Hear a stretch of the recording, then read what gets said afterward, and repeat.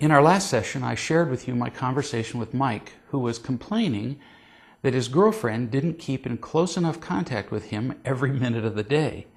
I suggested that his demands and expectations were killing their relationship and ruining his personal happiness, and that he needed to accept her as she was. Now let's return to our conversation.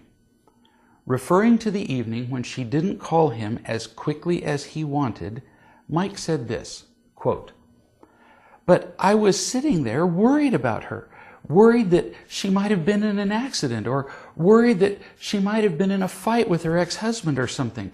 I was scared," end quote. I said, quote, "Yes, you were worried about her a little, but mostly you were paranoid and acting like a victim. You're creating unreasonable fantasies. You're asking for constant reassurance from her that she cares about you, and that's not healthy. You're using your concern for her as a justification for making demands of her. If you want a healthy relationship, you have to see your victimhood and your clinging here. You really do," end quote.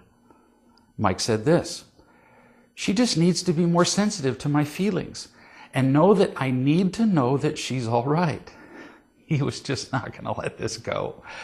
So I said, quote, "Do you see what you're saying here? You need her to be sensitive to you. Your primary concern is you. And like I said, that is selfish.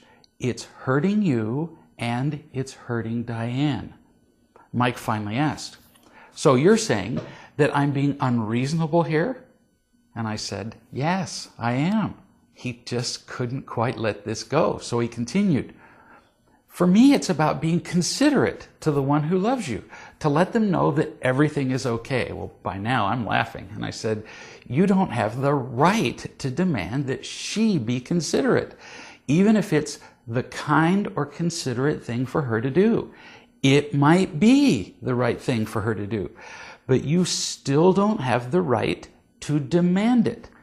The moment you control her, you don't have a relationship anymore."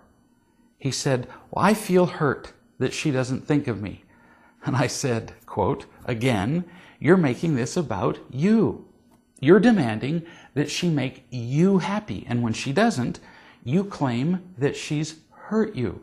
But you don't have the right to make her responsible for your happiness. You have to get more real love in your life so you don't keep making demands of any individual people, like Diane. You can do this.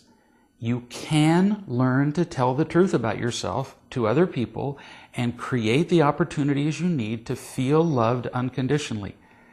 After you have more real love in your life and you lose your expectations and need to cling to Diane, what's fun is that Diane will feel the lack of your expectations, and she'll tend to respond with more affection, more attentiveness.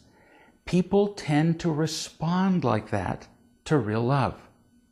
Focus on telling the truth about your own behavior and your own feelings, and great things will begin to happen. It's a guarantee.